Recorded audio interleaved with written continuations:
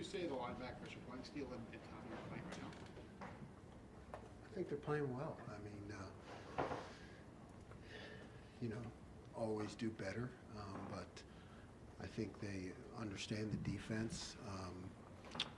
They're managing things well. Yeah, so, they're pushing always to get better, but I think they're doing a good job. And how would you assess Jack Sawyer's play? I think Jack is doing everything we ask him to do. He's strong at the point of attack. He understands his role in the defense, and he's one of 11. We can count on him. Second row left, Nathan Baird, Cleveland.com. Why is JT Tuimoloau such a strong run defense weapon from that position? What about it makes it? It's a strength combined with athleticism. He's strong enough to defeat any block at the point of attack, but he's also athletic enough to maneuver in the trenches, on stunts or twists or different assignments that we give him. And he's football smart. He's really a complete player. Last week, I think you used the word unique, describing him. When you see a guy like that, or maybe just talk specifically about him, is it for you, is it like, oh, I need to find new ways to use him, or I need to leave him alone to do the things he does? Yeah, leave him alone. Let him do what he does. He's excelling at his position. He understands the position. He has great football intelligence. So, he's a weapon. We certainly can do other things with him, but he's performing well what he's doing. Austin Ward, the podcast. Jim, do you notice any different energy, productivity? I don't know. What do you feel when Caden Curry is out there? Yeah, I notice he's a guy who plays. He plays with his hair on fire. He plays, I guess, above his measurables. When you look at him for being a guy who maybe doesn't have all the height or weight, he's just one of those guys that will fly around, and that makes a difference. I think it's a great change of pace to throw at an offense. How much, I don't want to be accused of being a spy, but what's the amount to use somebody like Caden? If that's a change-up, what's the ideal volume of snaps to give somebody like that? Well, as many as you can. Again, I go back to that's a rotation up front that Coach Johnson works on, and you really have to go with the flow of the game and how it's going and what we're seeing. So there's no exact number, but you really have to go with what's happening in the game. Fourth row right, Andy Baxter, Letterman Row. I felt like for the first game we saw Sonny really tested in coverage. What was your assessment of his play there? And then secondly, that third and that blitz. What went into that? Bringing music for it. Which blitz? One in the fourth quarter, I believe, 2017. He brought Sonny in third and 9. Oh yeah. Well, we thought Sonny did well in man coverage. I mean, there's matchups on the slot that I think we got beat twice, right? It wasn't just Sonny, but I think Jordan was in there also. Those are tough matchups, but he was right there. Jordan was right there. We just got to continue to coach in terms of how to shoot your hands and where to be with your body position when the ball goes up. But I thought Sonny did fine in man coverage. In terms of the blitz, yeah, he's a weapon. So I'm always looking for new ways to use him, in ways that will surprise the offense. And we were able to do that on Saturday. Right behind him, Cameron T. Robinson, the Athletic. Jim, going into the Maryland game, you mentioned you needed a coordinated rush to get after the quarterback. When you have guys like Mike Hall and Tylee who, nearly right after the snap are splitting their double team to get after the quarterback, how much does that help when you're trying to coordinate things, but you also don't want to blitz so much? Yeah, it's always a balance. You don't want to hold those guys back. But I think you have to have an awareness of the quarterback you're playing and understand when that pressure comes where the escape hatch is going to be. But certainly those guys can change the game with immediate rush from the inside. They're both quick off the ball and athletic and strong. What's been the difference this year, Tylee, than a year ago? You know, Tyleek, again, I go back to just the amount of snaps, being healthy, able to utilize his athletic ability, seeing more plays, understanding offense. He's really a smart guy, so I think the more reps he gets, he's just picking things up and kind of seeing the play before it happens. Fourth row middle, Pat Murphy, 24/7 Sports. Jim, I keep getting asked why CJ Hicks isn't playing, so I'm going to ask you, why isn't CJ Hicks playing more? You know, CJ, great kid, excellent athletic ability. We're getting a lot of, I guess, veteran knowledge and production at the position, the people that are in front of him, you know, and I think it's just, that's just the case of him being ready to go, but, you know, understanding that there are guys who are really veterans in front of him, and, you know, he's learning every day. Right next door, Tony Gervin, Buckeye Huddle. Jim, back to Sonny. When we talked in the spring about using that time to experiment what you wanted to do with Sonny, how does that match up what you're doing now with, you know, the things that you saw and wanted to do in the spring? You know,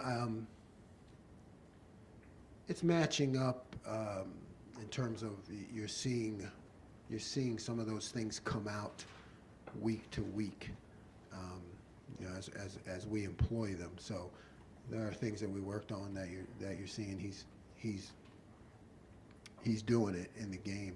But you know, we made a decision with Sonny to focus him on that nickel Sam strike, whatever you want to call it, that combo player. And he's gotten better because of that. You know, I think it's good to experiment with a guy, but he's young. You know, Sonny's young. So we try to keep those experimental concepts to a minimal to just let him grow at the position. And then in terms of what you might be doing with him, not to give anything away, but like what percentage are you with him in terms of, it's not 100% of what you want to be doing with him yet, but where are you right now, and do you think for this year?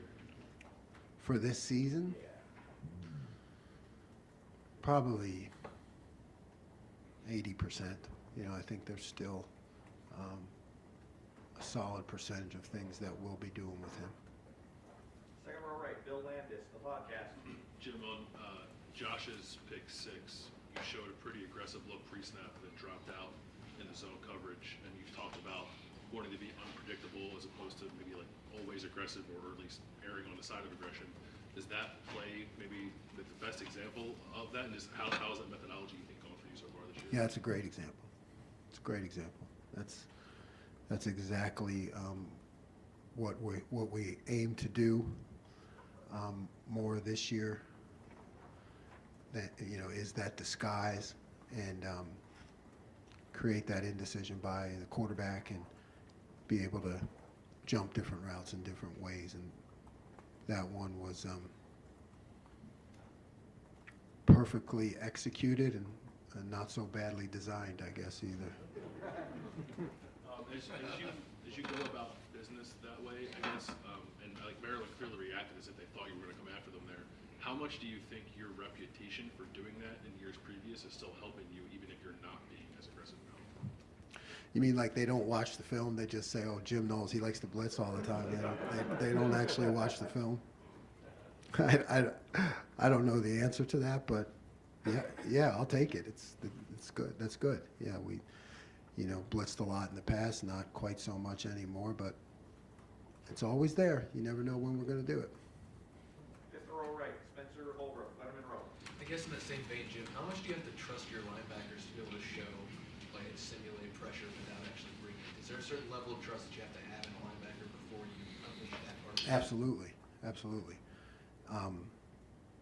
Showing and dropping out is not as easy as it looks because you're up there, you can get caught in things, and if you're not 100% sure of your zone point or where you're headed based on the formation, you can get in trouble by being up too close. So we have veteran guys who understand it.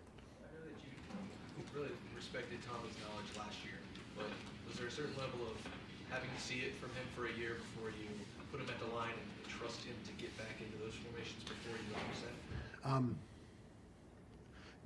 Not having to see it, really just for him continuing to understand the big picture of the defense. So, you know, he's always been really smart and figures things out. So I think it's just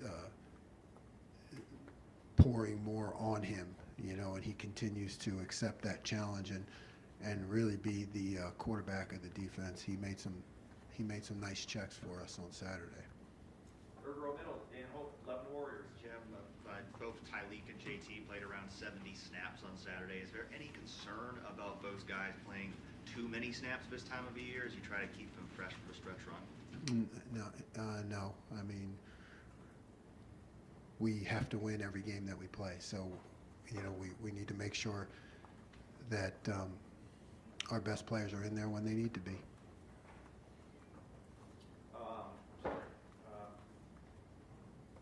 Right in front of Stephen Means, Cleveland.com. Just Sorry about that. clarification. CJ is ready to play if you actually needed him Yes. this year. Yes. It's more just about what Tommy is dealing Yes. with. And Cody, don't forget about yeah, Cody. Cody, yes. Cody's a really good player, very productive, and also a veteran. But yeah. It seems like with Cody, it seems like he's doing a lot, but just not in as many snaps as what Steele and what Tommy are getting. Has he earned more opportunities to maybe be out Yeah, there? Cody's earned more. Yeah.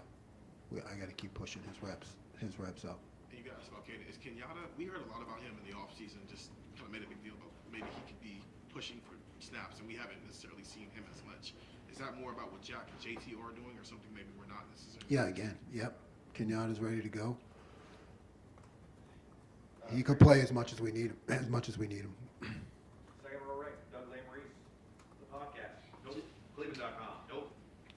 You're Keeps it close. Jim, I think the final count was 7 blitzes on 47 dropbacks on Saturday. I mean, I don't know. I think we're all just very intrigued by this evolution of a veteran coach. Like, how did that feel in that game to you, right? I mean, we've been talking and asking about it a million times, but as you called that game, did it feel right? Are there still times you're catching yourself? Like, what was it like? No, it felt right, you know. Like I've said all along, these are things that you go through in the dark, you know, in my office late at night, you know, in the off season, and you look at it and you look at it, and so that change really, you know, it's been happening in me since the last game, you know, and you're seeing it. So yeah, it feels right. And that blitz that we're talking about was Sonny and Latham together on that play. Is that one that you have in your pocket for that game and you're just waiting for the right moment to unleash that? Or what's that decision-making process right when maybe you have a look you think it's going to work? Yep, it's the look, have it in your pocket, practice it, and then see the formation. You know, see that it's lined up that the way we want it. You know, I think we checked to it. Yeah, so, you know, based off the look. Third row left, Jeff Gilbert, Pressboro. Coach, in terms of like game planning, flow of the game, you talking about how you flow of the game, like with Coach Johnson, and some of the stuff that I was just asking about too. But are you feeling that better? What's the difference of how you feel going through a game this season versus last season, or even game one of this season to now? Are you just more comfortable knowing what to do with this defense? you know, the honest thing, I think I said it before, I never feel comfortable. I never feel comfortable. So it's just a case of what's working. What do we need to get better at? What's the next play? What's going to happen 2 or 3 plays ahead? What are they doing? So it's a constant evaluation, a constant adjustment. But it's never feeling comfortable, or, you know, my job is not letting anybody else feel comfortable. You know, we have to keep pushing. Over here to the right, play hall, WSYX. What's your take on their quarterback, Hudson Card? Strong arm. You know, really impressed with his arm. I mean, makes all the throws. Athletic enough to scramble and hurt you.